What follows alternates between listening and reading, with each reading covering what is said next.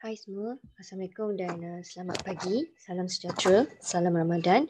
Jadi pelajar, hari ini kita akan sambung lagi ya topik kita yang seterusnya, masih lagi di dalam bab yang ketiga. Okey, dalam last class kita sudah mempelajari mengenai strategi manipulasi ya. Strategi manipulasi yang digunakan oleh British ya untuk cuba campur tangan di Selangor ya, di Sungai Ujong Negeri Sembilan. Okay, so hari ini kita nak tengok strategi yang seterusnya iaitu desakan dan paksaan. Okay, kita tengok di Selangor dahulu.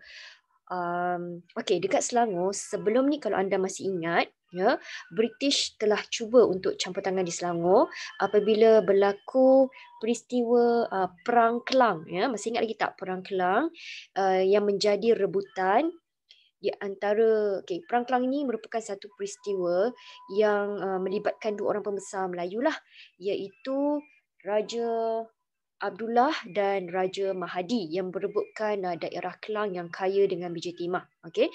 Jadi British telah menghantar bantuan ketenteraan yang berpihak kepada Raja Abdullah lah.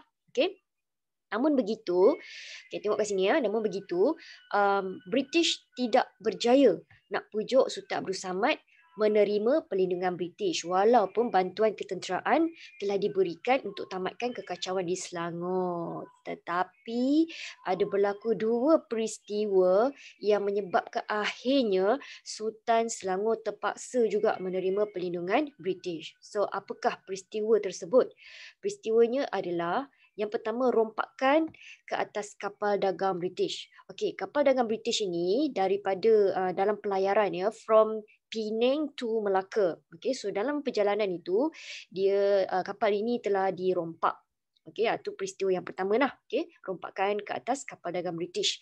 Nah, peristiwa yang kedua ialah serangan ke atas rumah api di Tanjung Rakado. So rumah api ini ialah dia ni rumah api dalam gambar ni ada contoh rumah api. So bila malam dikeluarkan cahaya lah, ada lampu, jadi rumah api ni menjadi panduan kepada pelayar lah, pelayar. Okey, so ini dua peristiwa yang menyebabkan British desak. Okey, kat sini kita tengok strategi dia, mendesak Sultan Selangor terima perlindungan British atas alasan dia kata, alright, sekarang ni kapal dagang British sudah dirompak, rumah api pun sudah diserang. So ini menunjukkan Sultan gagal, Sultan gagal kawal dan mewujudkan keselamatan perairan Selangor untuk kegiatan perdagangan. So atas alasan ini, British telah desak Sultan Selangor untuk menerima perlindungan British. So itu dia dua peristiwa yang membolehkan British desak dan paksa Sultan Selangor terima perlindungan. So yang pertama tadi apa? Rompakan ke atas kapal dagang British, dan yang kedua serangan ke atas rumah api. Okay, next kita nak tengok. So di Pahang pula, so kat Pahang ni tak ada banyak isu sebenarnya ya. Tidak ada pun berlaku kekacauan, kekecohan yang disebabkan oleh kumpulan pelombong Cina ni. So British sebenarnya tidak ada alasan pun untuk campur tangan di Pahang. Okey, dan ini diperkuatkan lagi dengan Sultan Pahang, iaitu Sultan Ahmad, yang sangat berhati-hati dalam membuat rundingan dengan pihak British. Namun begitu, British berpeluang untuk campur tangan di Pahang apabila berlaku satu peristiwa, iaitu pada tahun 1888 ya, di mana seorang lelaki berbangsa Cina namanya Goh Hui. So Goh Hui ni merupakan seorang warga negara British lah, Britain, tetapi dia berbangsa Cina. So Goh Hui ni telah ditemui mati, kerana ditikam. So lokasinya dekat pekarangan istana. So peristiwa ini membuka ruang ya kepada British untuk minta Sultan bertanggungjawab atas kematian rakyat tersebut. Jadi Sultan Pahang dipaksa terima perlindungan British dengan alasan Sultan tak mampu nak wujudkan keadilan dan ketenteraman awam. So itu dia peristiwa yang berlaku di Pahang. Kematian seorang yang berbangsa Cina namanya Goh Hui dekat pekarangan istana. Alright. Seterusnya, strategi yang digunakan ialah melalui perjanjian. So, perjanjian Pangkor ni sangat penting. Perjanjian Pangkor yang ditandatangani antara British dan beberapa orang lah ya. Antaranya yang dijemput untuk hadir menandatangani perjanjian ni adalah kumpulan kongsi gelap Cina, Gihin, Haisan, Sultan Abdullah, ya. Kemudian ada Ngah Ibrahim, ya, dan Datuk Sagor.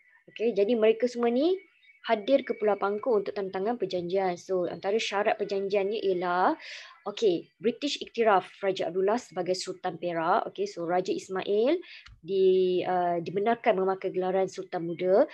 Sultan akan terima seorang resident British. Okay, resident. Resident ni adalah seorang pegawai British yang akan menasihati Sultan di dalam semua perkara lah, kecuali agama Islam dan adat istiadat Melayu sahaja. Okay.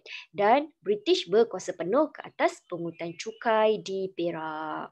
Okay. So sekarang ni semua urusan cukai adalah di bawah siapa? British. Ya. Okey, so selain daripada perjanjian Pangkor, terdapat juga perjanjian yang lain lah.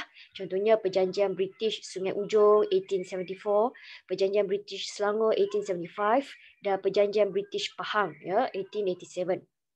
Jadi melalui perjanjian yang ditandatangani dengan pemerintah tempatan ini, kita dapatlah simpulkan sebenarnya British telah berjaya ikat persetiaan pemerintah tempatan untuk terima nasihat British di dalam hal ehwal pentadbiran dan ekonomi di negeri Melayu. So dalam kata lain, kesemua negeri itu, Selangor, Negeri Sembilan, Pahang, telah menerima pelindungan British, dan British tempatkan seorang resident untuk menasihati Sultan di dalam hal pentadbiran dan ekonomi. Okey, itu dia. Maksudnya dekat sini berjayalah. Okey, British telah berjaya menguasai campur tangan di tanah Melayu menggunakan apa tadi?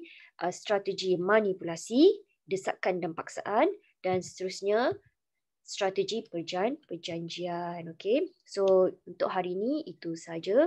Saya harap pelajar faham, ya, mengenai tajuk yang dibincangkan. Okey, jadi kita jumpa lagi lepas raya. Okey, terima kasih.